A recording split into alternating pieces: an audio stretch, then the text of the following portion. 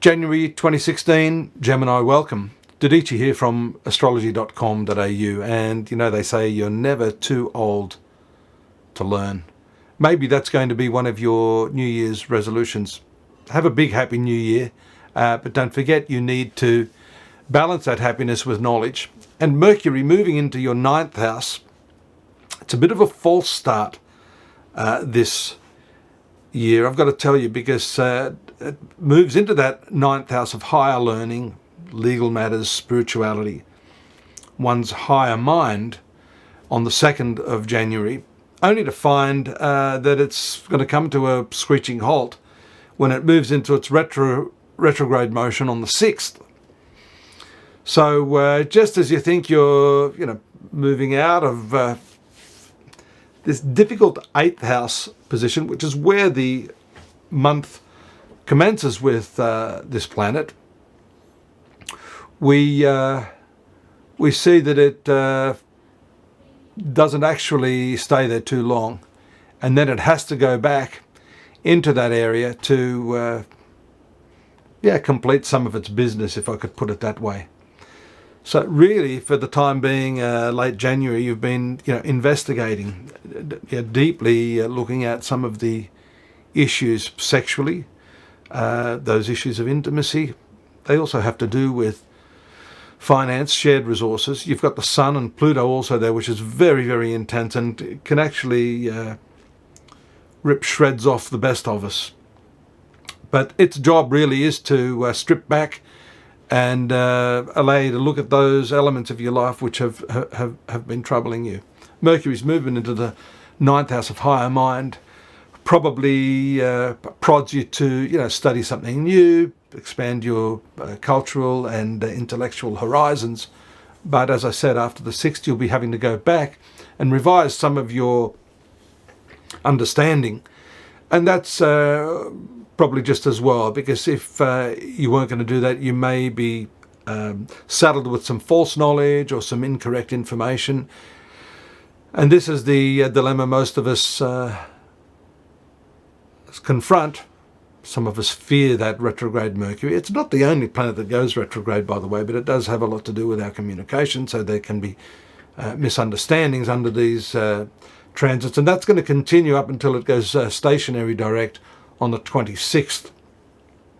Then again, moving back out of this 8th place into the 9th house again, it's at that time you get the thumbs up to do what it is you'd planned to do earlier in the month on the 2nd when it moved into that position again. It also runs into a bit of trouble there with the square aspect of Mars in the 5th house. Now, 5th house is many things, but one of those is speculation. And Mercury is your ruling planet, by the way. So this is a very important transit that we have to follow at any given time of the year. So the retrogression for the Gemini born, the Virgo born, is particularly important, being your ruling planet.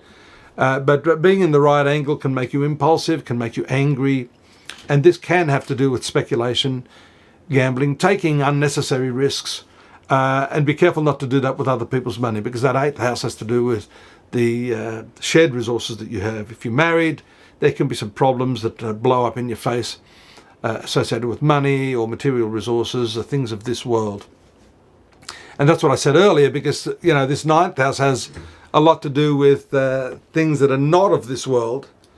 The higher mind, spirituality. So just as you're thinking of maybe moving into that realm, you come crashing back down to earth to the reality and the responsibilities that are confronting you. You'll get through that. The Venus trine, actually it's a square to Neptune in your 10th house, has quite a bit to do with the workplace activities. I'm just having a look at some of these transits here. Venus is actually in your 7th house in transit, in conjunction with Saturn. That actually takes place on the 9th of January. So a little bit of intense stuff going on there. Naturally, we've talked about that ongoing 2.5-year transit of Saturn in your marital sector, Having Venus, the 12th ruler there, is not particularly good either for the health of your partner if you're married, nor the health of a business partnership if you're in some sort of business alliance. So all those areas have to be handled very, very delicately during those dates and the time leading up to that. Confusion can occur, particularly in the squares of Neptune. These could be business partnerships. Neptune also is a very slow-moving planet, influencing the professional activities for many of you born under the sign of Gemini. Is it all bad news? No. I'm going to give you some good news now. Otherwise you're going to switch me off. And we can't have that. We've talked about the transits of Mercury. I'm not going to labour those, but we do see some fine aspects after that conjunction of Venus to Saturn on the 9th, occurring with the triangular aspect. That's the 120 trine aspect of Venus to Uranus in your 11th house. Some nice stuff going on there with your friendships. You can breathe a sigh of relief. After that occurs on the 13th, we have the trine aspect of the Sun to Jupiter taking place from that 8th house to the 4th house Jupiter, which is there with the North Node. Incidentally, I did not mention the new moon that is taking place in that 8th house as well. So this may step things up in the area of real estate or your domestic situation. Having Jupiter there means an expansive sort of influence for your domestic environment. That can have to do with real estate, fixed assets, investments in property. We talked about that. Mars in your 5th house. This can also have to do with expanding your relationships with family members and relatives. So that's something that should be looked at.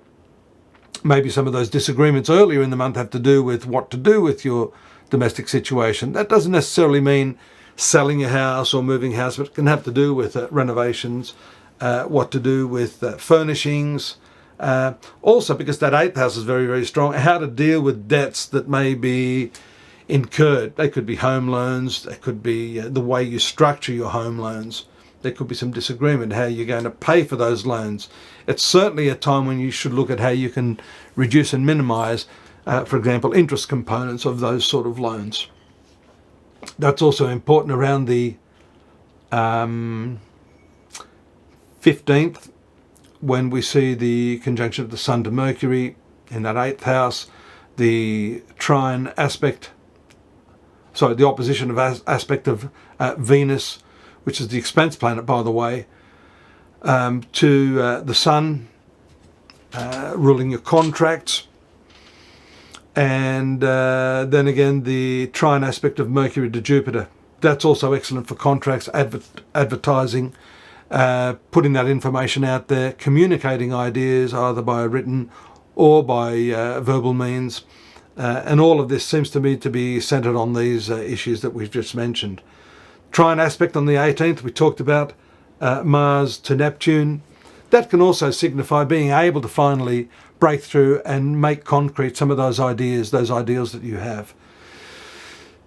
The full moon is taking place in the 3rd house, again of contracts, short journeys, your mind. This can illumine you in terms of what it is you have to do. And as long as you don't let your emotions get in the road, because the moon is indeed ruling your 2nd house of finances and income.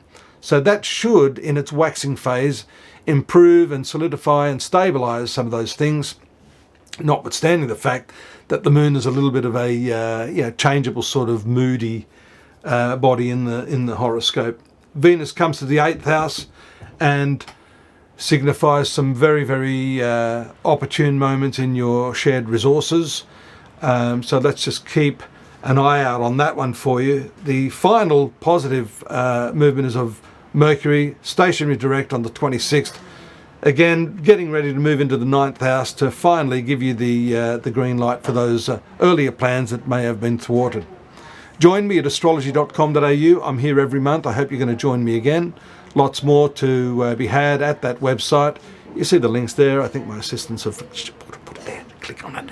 Go there and take a look at the more in-depth analysis of what's happening for you in January, and lots of free stuff there, and personal readings with me and some of my associates. If that's what you need, we're there, ready, willing and able to help you. Take care now. Bye-bye.